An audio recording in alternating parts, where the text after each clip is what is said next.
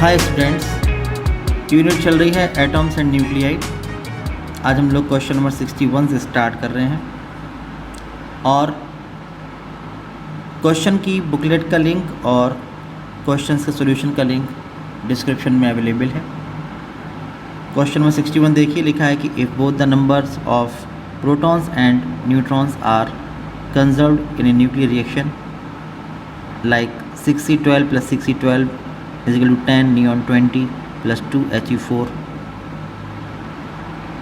In what way is the mass converted into energy? Explain.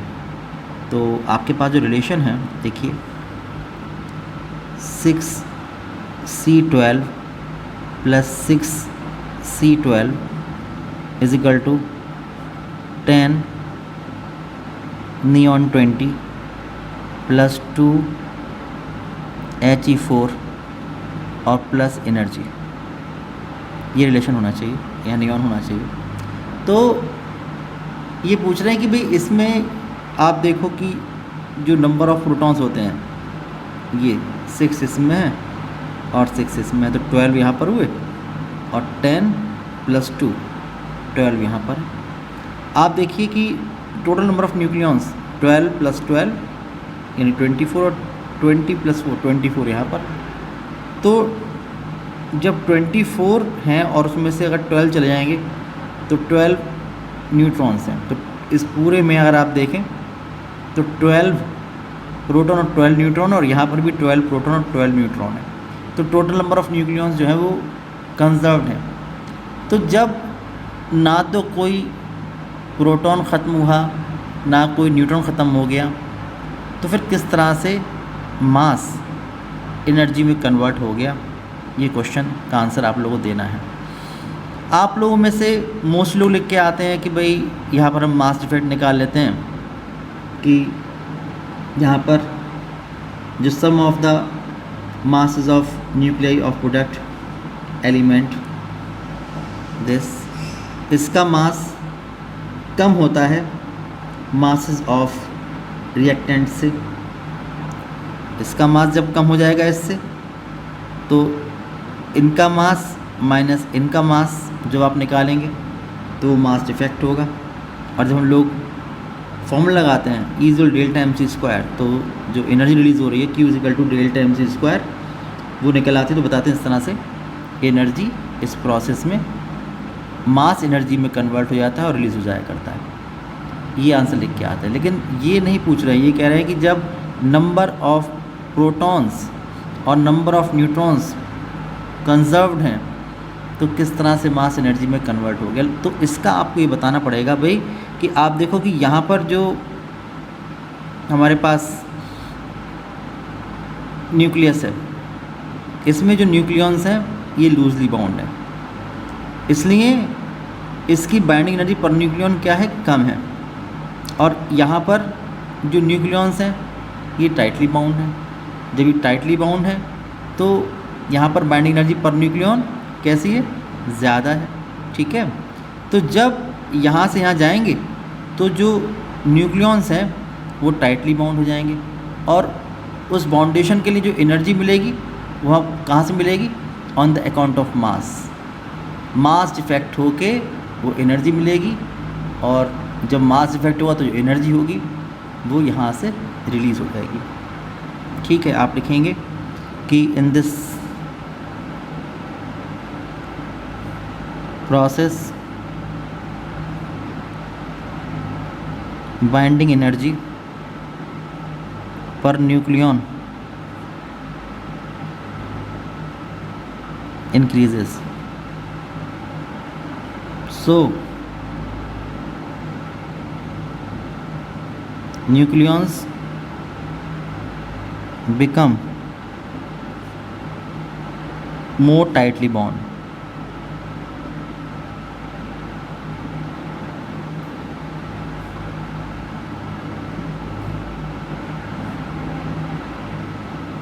And the extra energy for this bondation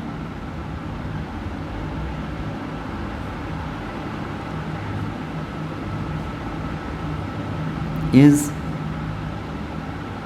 received on the account of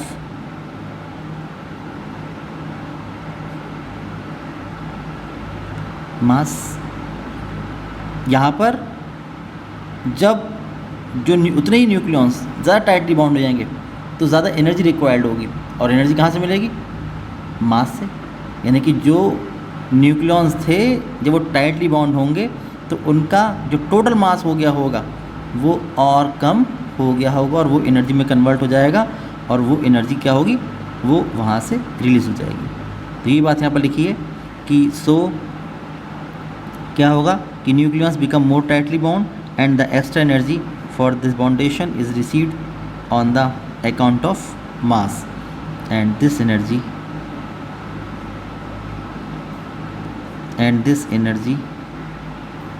Q is released in this process। तो ये होगा, ठीक है। जब हम लोग चाहे nuclear fission का प्रोसेस हो चाहे न्यूक्लियर फ्यूज़न का प्रोसेस हो, जब हम लोग यहाँ से यहाँ जाते हैं तो बाइंडिंग एनर्जी पर न्यूक्लियॉन जो होती है वो बढ़ जाती है।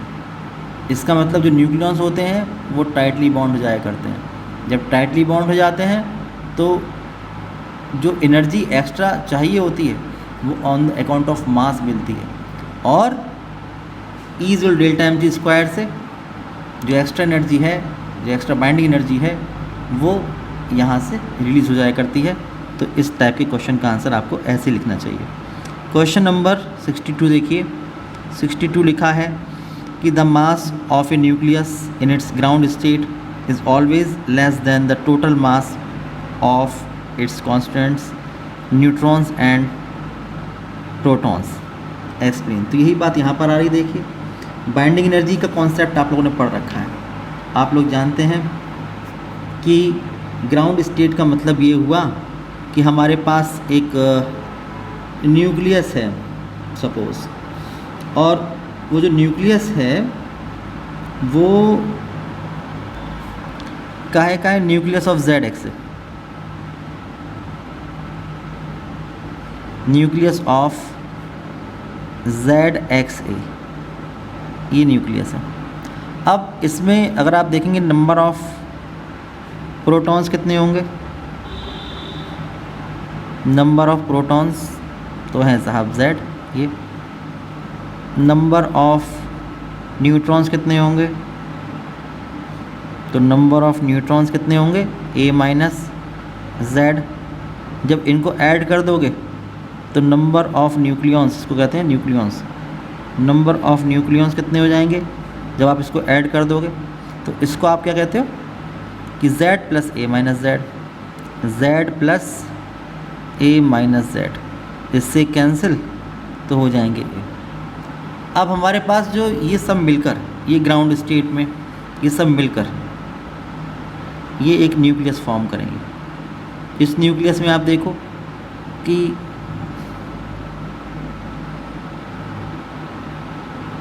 कुछ तो प्रोटॉन है, कैसा चार्ज है प्लस का, और कुछ हमारे पास न्यूट्रॉन्स हैं, ये न्यूट्रॉन्स हैं। अब जितने भी पॉजिटिव प्रोटॉन्स हैं वो कूलाम्बियन रिपल्शन फोर्स लगाते रहेंगे। कूलाम्बियन रिपल्शन फोर्स के अगेंस्ट ऐसी एनर्जी रिक्वायर्ड होगी जो सारे न्यूक्लियॉन्स को एक न्यूक्लियस की फॉर्म में बाइंड करने के काम में आएगी, उसको हम बाइंडिंग एनर्जी कहते हैं। तो यहाँ पर क्वेश्चन ये आता है कि अगर हम जितने भी न्यूक्लियॉन्स हैं, मतलब कि नंबर ऑफ प्रोटॉन कितने हैं Z, और मास ऑफ प्रोटॉन कितना है मान लो कि mp, कितने न्यूट्रॉन्स हैं तो A-Z है, कितना मास है एक न्यूट्रॉन को तो मास ऑफ न्यूट्रॉन ये है, और जो न्यूक्लियस फॉर्म हुआ उसका मास है मास ऑफ न्यूक्लियस। तो ये देखा जाता है कि भाई मास कम क्यों हो गया। तो मास इसलिए कम हो गया कि यहाँ पर जितने भी पॉजिटिव प्रोटॉन्स हैं, इन पॉजिटिव प्रोटॉन्स के बीच में एक रिपल्शन कूलाम्बियन फोर्स लग रहा है, और उसको काउंटर बैलेंस करने के लिए, यानी कि उसके अगेंस्ट इन सबको, सारे न्यूक्लियॉन्स को एक न्यूक्लियस की फॉर्म में बाइंड करने के लिए एक एनर्जी रिक्वायर्ड, जिसे इसकी बाइंडिंग एनर्जी कहते हैं। और वो बाइंडिंग एनर्जी कहाँ से मिलेगी? जब कुछ मास डिफेक्ट होकर एनर्जी में कन्वर्ट हो जाएगा, तो on the account of mass हम लोगों को वो एनर्जी मिलेगी, और वो एनर्जी जो होगी वो इसकी बाइंडिंग एनर्जी होगी। कहने का मतलब अगर आपको मास डिफेक्ट निकालना है तो आप मास डिफेक्ट निकालेंगे कि मास डिफेक्ट कितना होगा, डेल्टा एम, ये होगा mass of nucleons minus mass of nucleus, mass of nucleus ये हो जाएगा। अब मास ऑफ न्यूक्लियॉन्स कितना हो जाएगा देखो, तो ये डेल्टा एम आपको नज़र आ रहा है यहाँ से। तो मास ऑफ न्यूक्लियॉन्स देखो, Z तो है प्रोटॉन और एक का मास है प्रोटॉन का mp, तो आप लेंगे Z into mass of proton plus कितने न्यूट्रॉन है, A माइनस जेड, तो A माइनस जेड न्यूट्रॉन है और मास ऑफ न्यूट्रॉन है mn, और माइनस मास ऑफ न्यूक्लियस है m सफिक्स n। तो इतना ये मास इफेक्ट हुआ।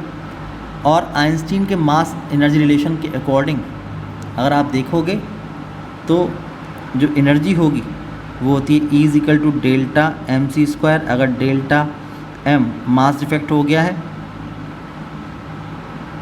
तो इतनी एनर्जी प्रोड्यूस होगी, और वो एनर्जी इन सारे न्यूक्लियॉन्स को एक न्यूक्लियस की फॉर्म में बाइंड करेगी, इसको इसकी बाइंडिंग एनर्जी कहते हैं। तो ये बताती है कि भाई यहाँ पर मास कम क्यों हो गया, तो मास इसीलिए कम हो गया कि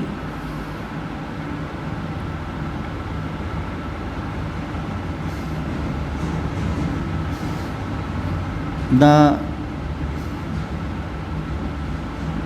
nucleons form a nucleus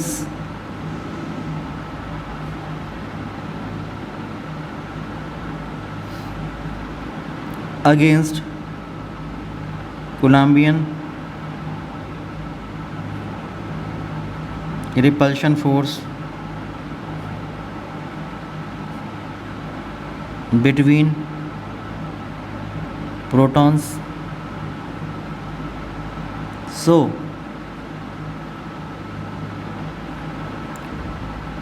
for this process some energy is required. This energy is received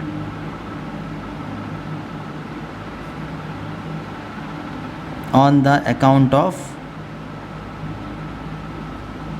मास। और ये वजह है कि मास जो होता है वो कम हो जाता है, कि कुछ मास जो होगा वो एनर्जी में कन्वर्ट हो जाएगा, और वो एनर्जी सारे न्यूक्लियॉन्स को एक न्यूक्लियस की फॉर्म में बाइंड रखने के काम में आएगी, and this energy is called the binding energy of nucleus.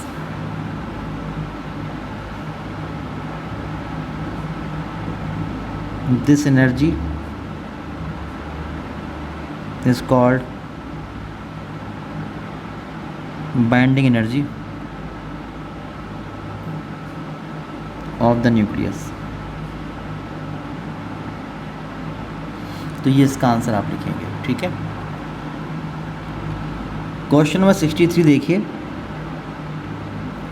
लिखा है calculate the energy released in the following nuclear reaction. 92 uranium, 238 equals to 90 thorium 234 plus 2 He4 plus energy Q। ये एनर्जी यहाँ पर रिलीज हो रही है Q। और mass of uranium 238 यानी एम यूरेनियम 238 गिवन है 238.05079 एटॉमिक मास यूनिट। फिर mass of 90 thorium 234, mass of 90 thorium 234, तो मास ऑफ थोरियम 234 ये गिवन है 234.0433630 unit and mass of 2He4 mass of 2He4 ये गिवन है 4.00260 atomic mass unit and 1 unit is equal to 931.5 million electron volt. इतनी energy की equivalent है। तो आपसे ये पूछ रहे हैं कि कितनी एनर्जी यहाँ से रिलीज़ होगी इस प्रोसेस में, ये आपको निकालना है। तो आप लोग जानते हैं कि आपको मैंने बताया था कि यहाँ पर मास इफेक्ट हो रहा है। अगर हम लोग इसका मास देखेंगे तो ज़्यादा होगा, इसका और इसका मास मिलाकर देखेंगे तो कम रह जाएगा, इसलिए कुछ मास डिफेक्ट हो गया है। जो मास डिफेक्ट हो गया वो आप निकाल लेंगे, इसके और इसके मास को ऐड करके इसमें से सब्ट्रैक्ट कर देंगे तो मास डिफेक्ट डेल टाइम निकल के आ जाएगा। और फिर आइंस्टीन का मास एनर्जी रिलेशन लगा देंगे E डेल टाइम सी स्क्वायर, तो उससे जो Q की वैल्यू है जो E के इक्वल होगी वो निकल के आ जाएगा और उतनी एनर्जी रिलीज़ हो जाएगी। तो आप देखिए कि मास डिफेक्ट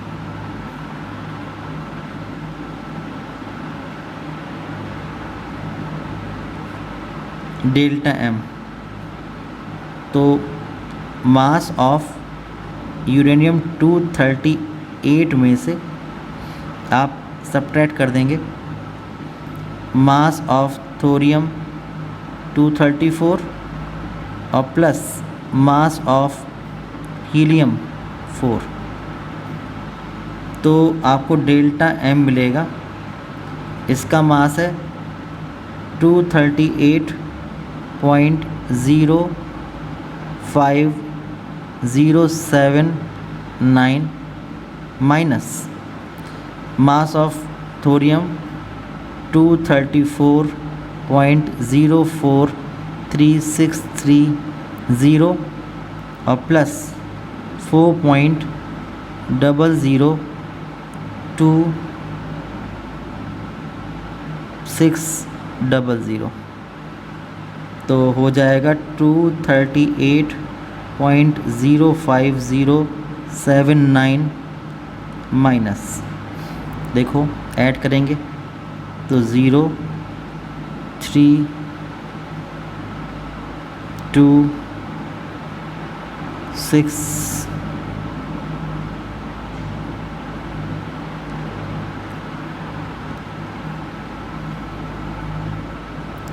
4 0 238, ये मतलब ये हुआ कि 238.05079 माइनस 238.04623 ये आएगा। ओके, तो जब आप लोग सब्ट्रैक्ट करेंगे तो देखो ये आएगा 6, फिर 5, उसके बाद 4 0 इतना एटॉमिक मास यूनिट ये निकल के आएगा। फिर आपको ये गिवन है कि जो 1 यूनिट जब मास डिफेक्ट होता है तो 931.5 million electron volt energy release हुआ करती है। तो अगर आप लोग यहाँ से लिखना चाहें कि it is given that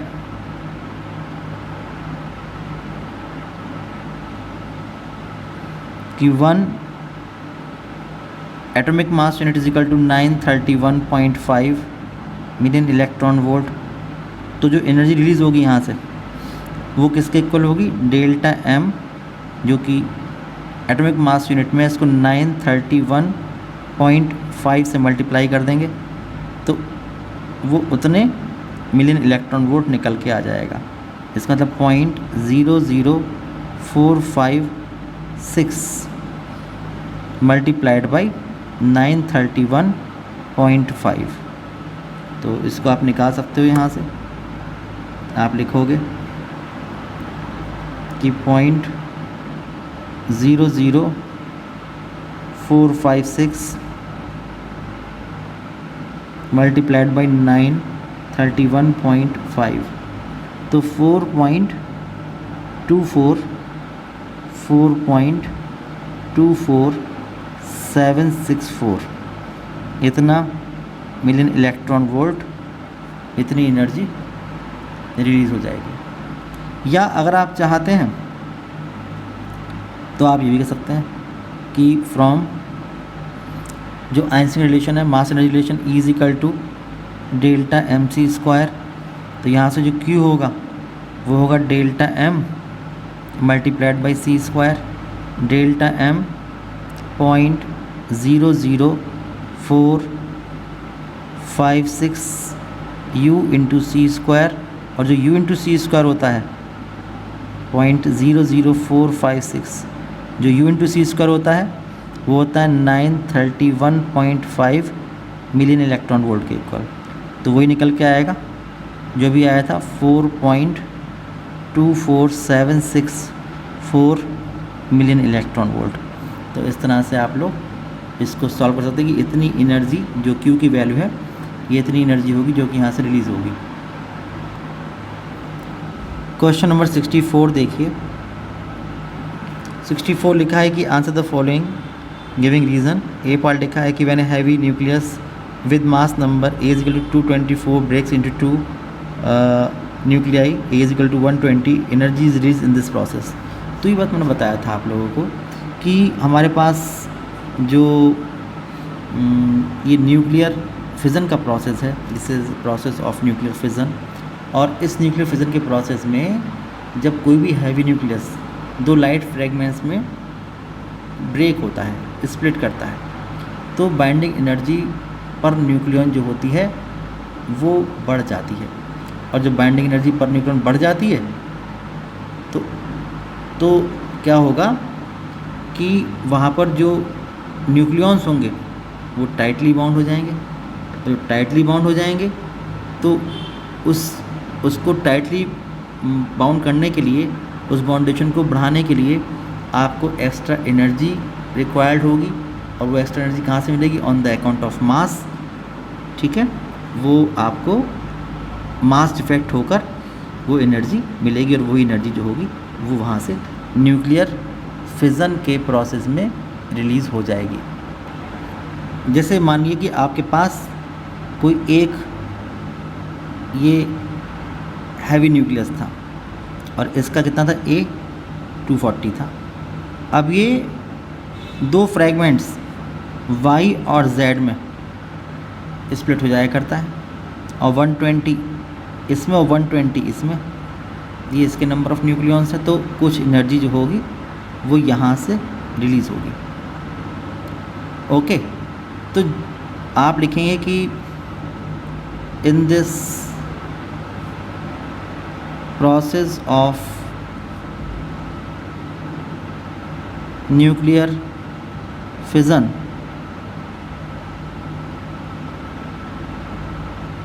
binding energy per nucleon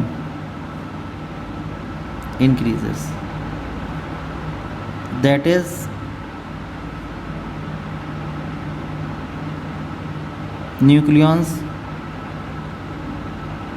become more tightly bound.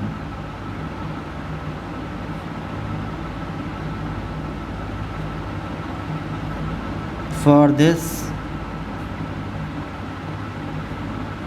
more energy is required, and this required energy is received by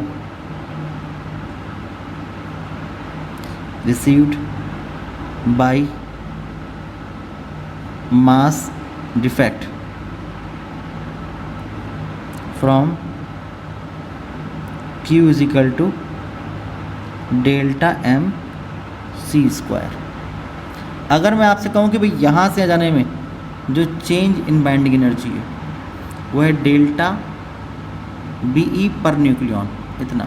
अगर बाइंडिंग एनर्जी पर न्यूक्लियन मान लीजिए कि यहाँ पर 7.6 थी और यहाँ पर जाकर 8.5 हो गई, तो कितना बढ़ गया कि 8.5 माइनस 7.6 इतनी बढ़ गई पर न्यूक्लियन। तो न्यूक्लियन कितने 240, जब 240 से मल्टीप्लाई कर देंगे तो इतनी एनर्जी यहाँ से रिलीज़ हो जाएगी। तो अगर आपको निकालना है कि कितनी एनर्जी रिलीज़ हुई है, तो रिलीज एनर्जी अगर आपको निकालना है कि एनर्जी रिलीज्ड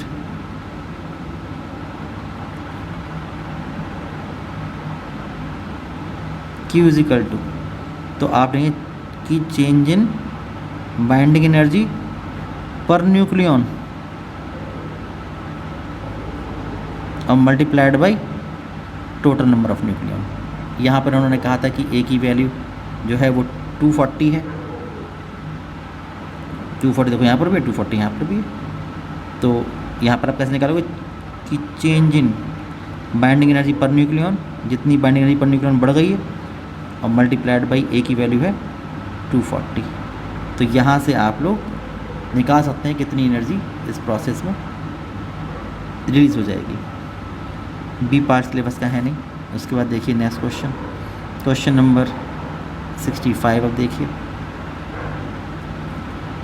क्वेश्चन नंबर 65 लिखा है कि in a typical nuclear reaction for example कि 1H2 plus 1H2 is equal to 2He3 plus 0N1 plus 3.27 million electron volt, ये होना चाहिए। लिखा है कि although the number of nucleons is conserved yet energy release. तो बार बार हम लोग की बात को लिख रहे हैं कि ये न्यूक्लियर फ्यूज़न का प्रोसेस है। न्यूक्लियर फ्यूज़न के प्रोसेस में दो लाइट न्यूक्लियाई फ्यूज़ होकर एक हैवी न्यूक्लियस फॉर्म करते हैं, और यहाँ पर एक न्यूट्रॉन और निकल के आ रहा है। कुछ एनर्जी आप देखिए 3.27 मिलियन इलेक्ट्रॉन वोल्ट एनर्जी भी रिलीज़ हो रही है। तो क्या होगा कि यहाँ पर जो ये न्यूक्लियंस थे यहाँ पर लूजली बाउंड थे, टाइटली बाउंड हो जाएंगे। तो जो बाइंडिंग एनर्जी पर न्यूक्लियन है वो बढ़ जाएगी। जब बाइंडिंग एनर्जी पर न्यूक्लियन बढ़ जाएगी तो वो एनर्जी कहाँ से आपको मिलेगी, on the account of mass, और इसलिए मास कम हो जाएगा और एनर्जी यहाँ से रिलीज हो जाएगी। ठीक है ना। तो आप यहाँ पर तो खाली बात ही पूछी जा रही है कि जो नंबर ऑफ़ न्यूक्लियंस हैं वो कंजर्व्ड है, फिर भी एनर्जी रिलीज़ क्यों हो रही है। तो आप लिखेंगे कि in this process of nuclear fusion binding energy per nucleon क्या होती है, इंक्रीजेस, ये बढ़ जाती है। That is nucleons become more tightly bound.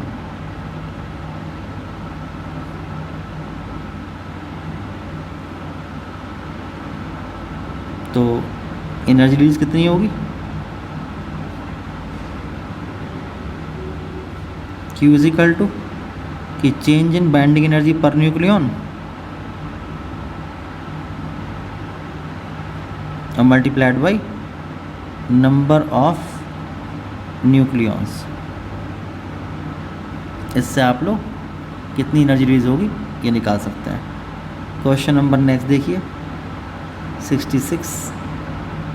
66 लिखा हुआ है कि what characteristic property of the nuclear force explain the constancy of binding energy per nucleon in the range of mass number lying between 30 to 170।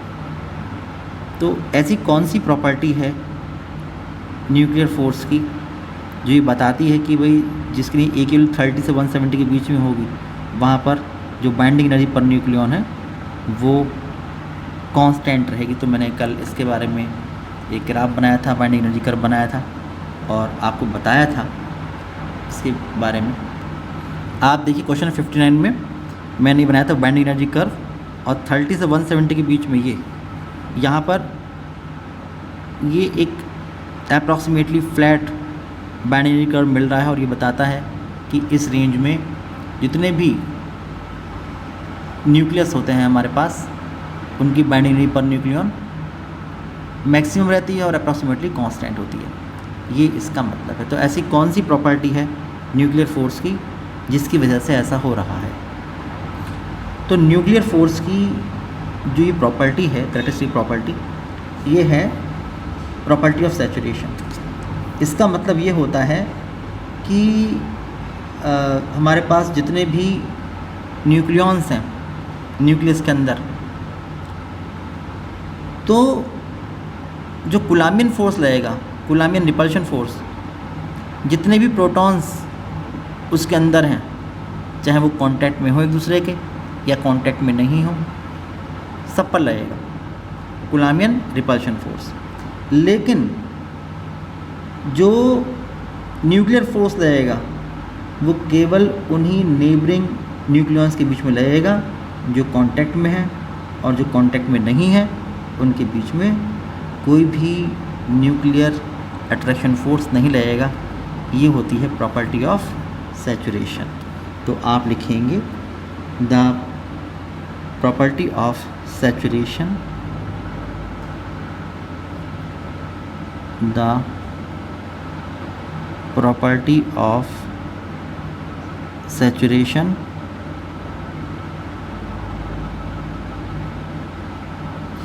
of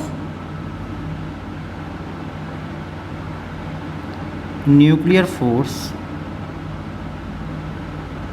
explain the constancy of binding energy per nucleon over wide range of mass number A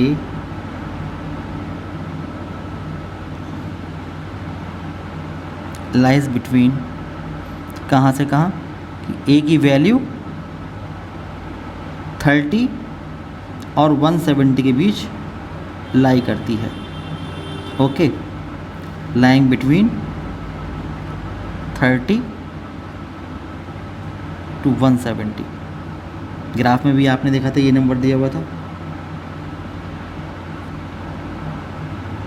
property of saturation, property of saturation imply that nucleons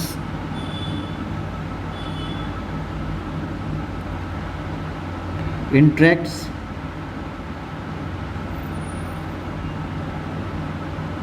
only with neighboring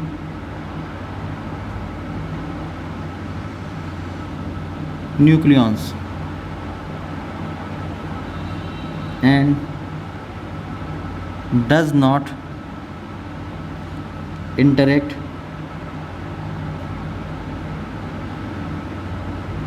with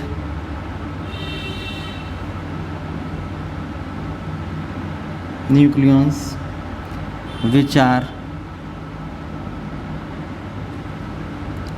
not in direct contact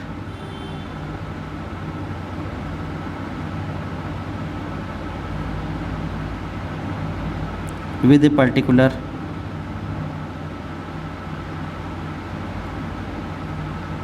nucleon. तो ये property of saturation हमारे पास हुआ करती है, जिसकी वजह से 30 से 170 के बीच के मास नंबर वाले जो न्यूक्लियस होते हैं उनकी binding energy per nucleon constant रहती है। क्वेश्चन नंबर 67 देखिए, लिखा है calculate the energy released if uranium 238 nucleus emits an alpha particle given atomic mass of uranium 238 is 238.0508 unit. Atomic mass of thorium 234 is equal to 234.04363 unit. Atomic mass of alpha particle is equal to 4.00260 unit, and 1 unit is equal to 931 million electron volt.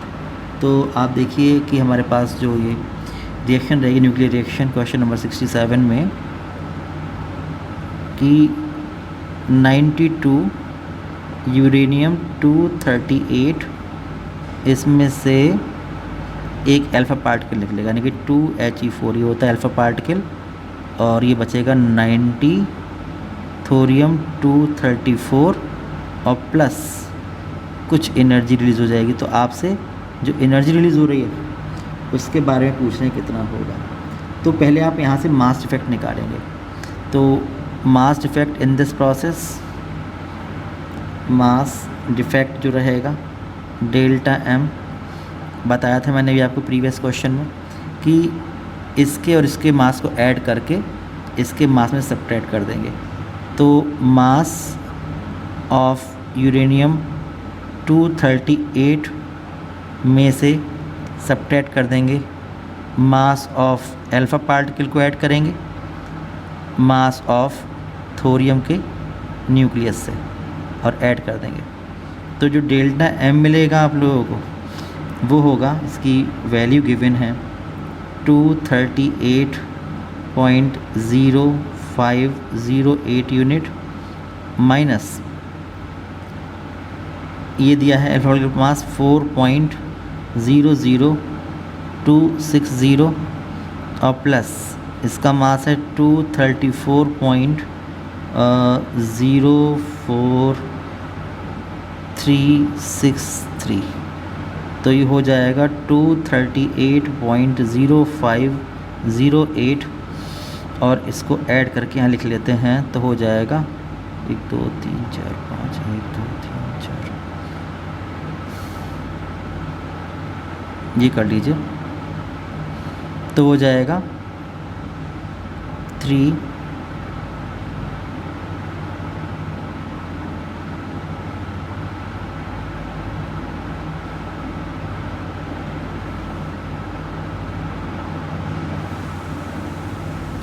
तो जो mass defect आएगा वो निकालना है हमने यहाँ से।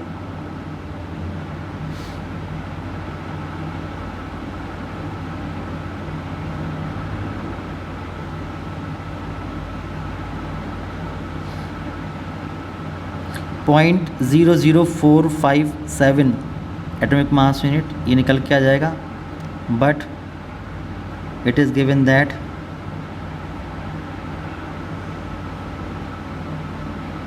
कि 1 unified mass is equal to 931 million electron volt. ये मास इतनी एनर्जी के इक्विवेलेंट होता है, हैंस एनर्जी रिलीज्ड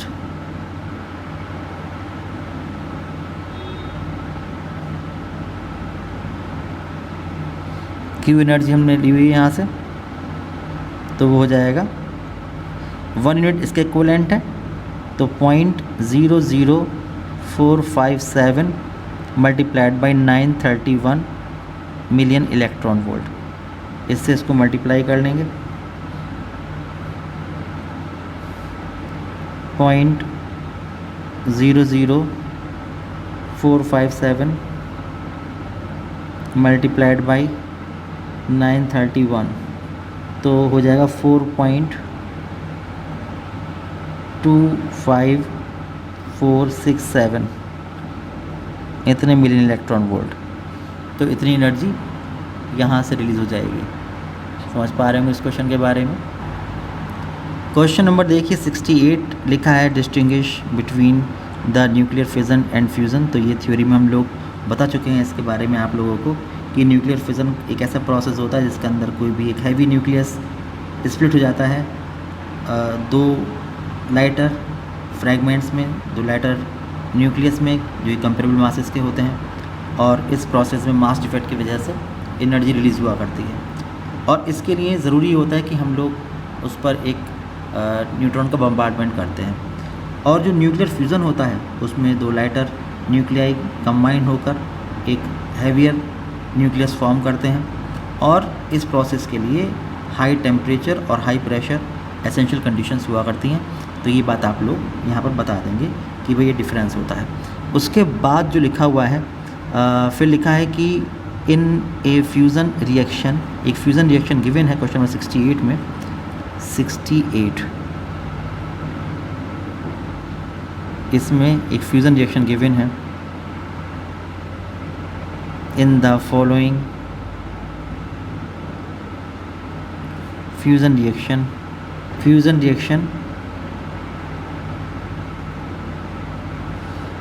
गिवन है 1H2 + 1H3 = 2He4 + 0N1। Okay, calculate the amount of energy in million electron volt released. तो यहाँ पर जो एनर्जी रिलीज़ होगी Q वो आप लोगों को निकालना है। और यहाँ पर सबके मासेस गिवन हैं, सबके मासेस यहाँ पर एटॉमिक मास यूनिट में गिवन है। ओके, तो और ये भी गिवन है कि 1 यूनिट या 1 atomic mass unit = 931.5 million electron volt. तो आप जानते हैं ऐसे क्वेश्चंस करने के बारे में कि यहाँ पर मास डिफेक्ट होता है और वो मास एनर्जी में कन्वर्ट हो जाया करता है। ठीक है, तो वो एनर्जी यहाँ पर रिलीज़ हुआ करती है। तो आप लोग पहले यहाँ पर मास डिफेक्ट निकालेंगे कैसे कि यहाँ पर ये मास ज़्यादा होगा और ये मास कम होगा, तो इन दोनों के मास में से इन दोनों के मास को सब्ट्रैक्ट कर देंगे तो आपको मास डिफेक्ट मिल जाएगा। तो आप लिखेंगे मास डिफेक्ट। तो डेल्टा M कैसे निकालोगे कि mass of 1H2 plus mass of 1H3 इनको ऐड करोगे और इसमें सब्ट्रैक्ट कर दोगे इन दोनों के मास को ऐड करके कि मास ऑफ 2He4 और प्लस मास ऑफ न्यूट्रॉन। तो डेल्टा M आपको मिलेगा मास ऑफ 1H2 ये लिखा है 2.014102 प्लस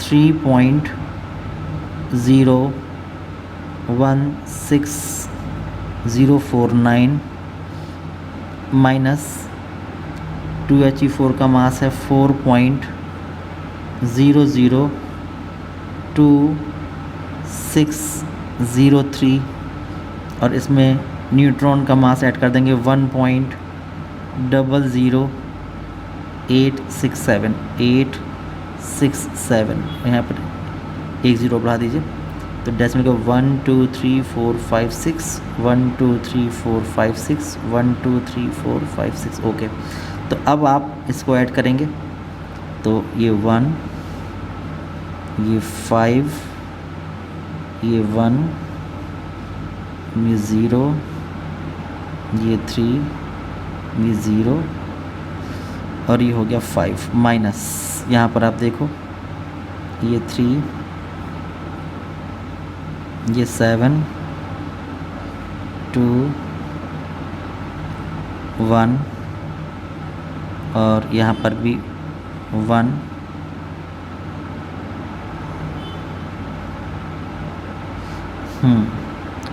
फिर ये 0 और ये 5 सब्ट्रैक्ट करेंगे तो 8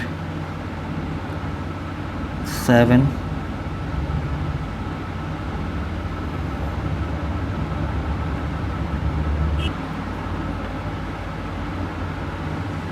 8 8 1 0, इतना यूनिफाइड मास ये आ जाएगा, ठीक है।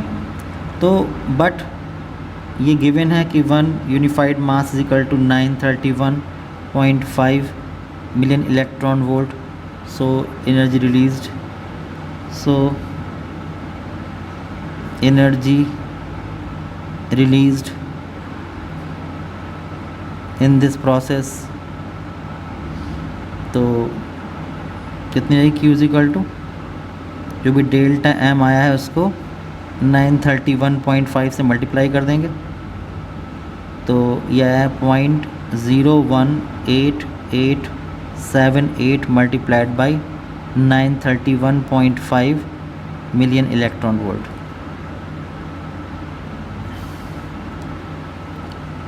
पॉइंट 18878 मल्टीप्लाइड बाई 931.5, तो 175.84 175.84857 मिलियन इलेक्ट्रॉन वोल्ट, इतनी एनर्जी इस प्रोसेस में रिलीज़ हो जाएगी।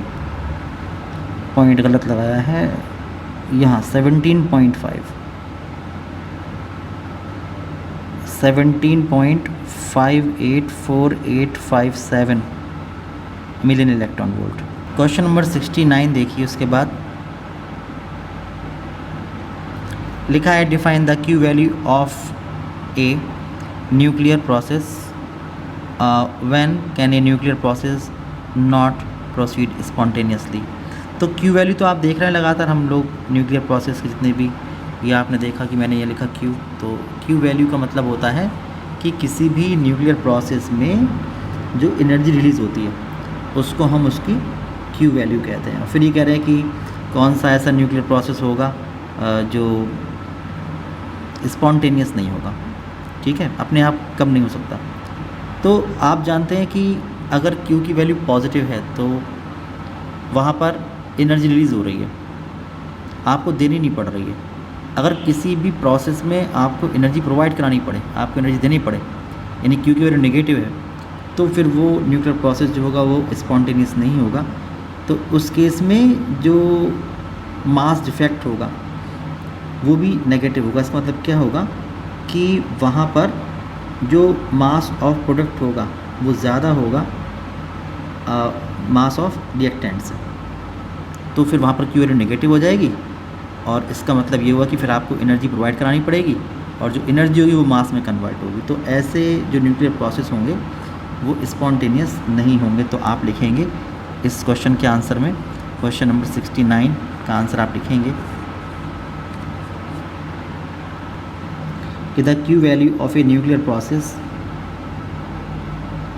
The Q value of a nuclear process refers to the energy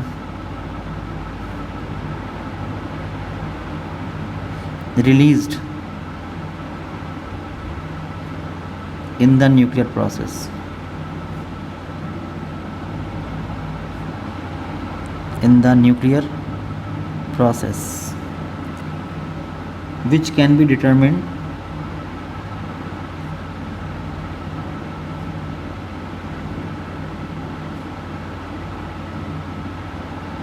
by Einstein's mass relation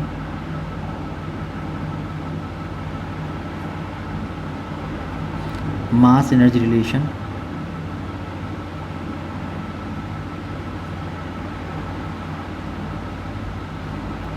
Q is equal to E is equal to delta MC square. Okay, अब फिर ही पूछ रहा है कि कब स्पॉन्टेनियस नहीं होगा, तो आप लिखेंगे द न्यूक्लियर प्रोसेस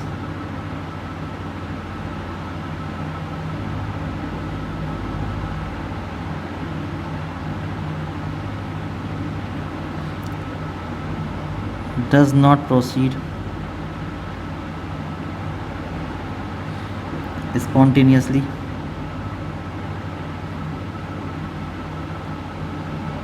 कब?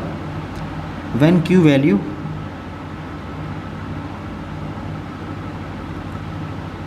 Is negative.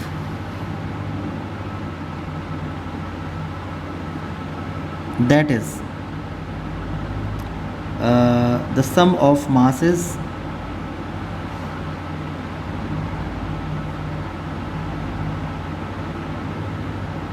of product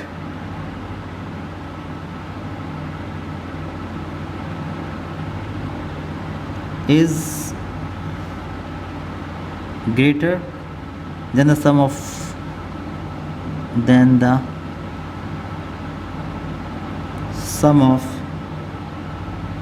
masses of reactant। तो तब Q वैल्यू नेगेटिव होगी और फिर ये स्पॉन्टेनियस नहीं होगा जो न्यूक्लियर प्रोसेस होगा। क्वेश्चन नंबर देखिए, क्वेश्चन नंबर 70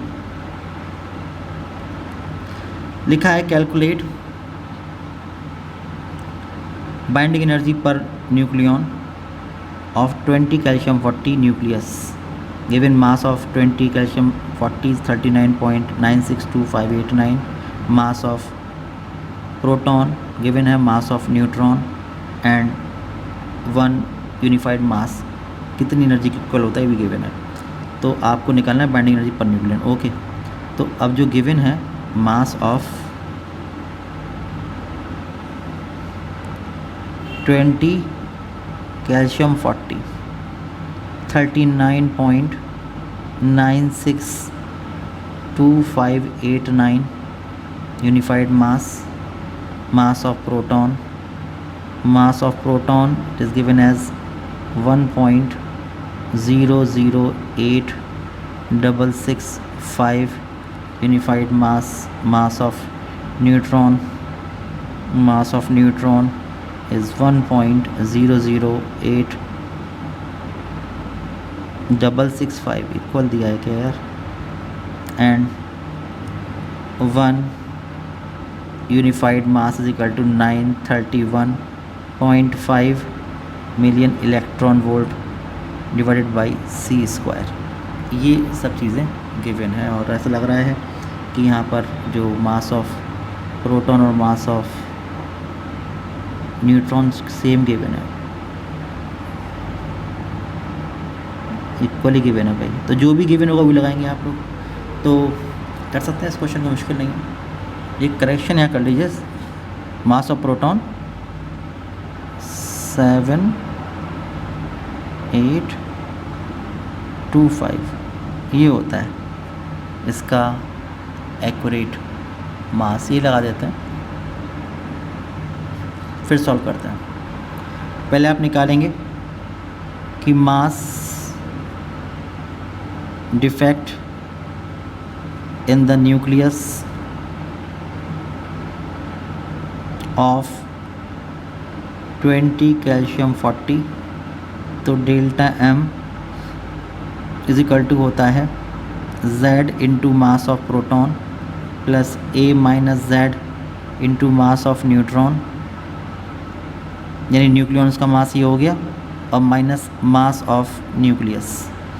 तो डेल्टा M आप देखिए Z की value 20 into mass of proton 1.007825 plus A minus Z, तो 40 minus 20 multiplied by mass of neutron, तो ये हो जाएगा 1.008665 ये हो जाएगा। ओके, और माइनस मास ऑफ कैल्शियम 39.962589 ये आ जाएगा। तो जब आप इसको सॉल्व करेंगे तो ये आएगा 40.329800 और माइनस इसका मास 39.962589 ये आएगा। और जब आप इसको सॉल्व कर निकालेंगे तो आएगा 0.367211 एटॉमिक मास यूनिट, ये आ जाएगा। तो अब आप निकालेंगे टोटल बाइंडिंग एनर्जी। तो आप कैसे निकालेंगे? आप लिखेंगे कि from E is equal to delta MC square total binding energy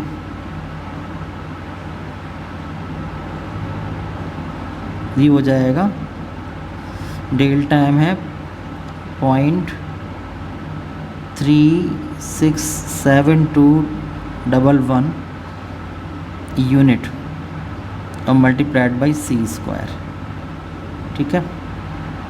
और इसकी जो वैल्यू होती है U इंटू C स्क्वायर, ये होती है 931.5।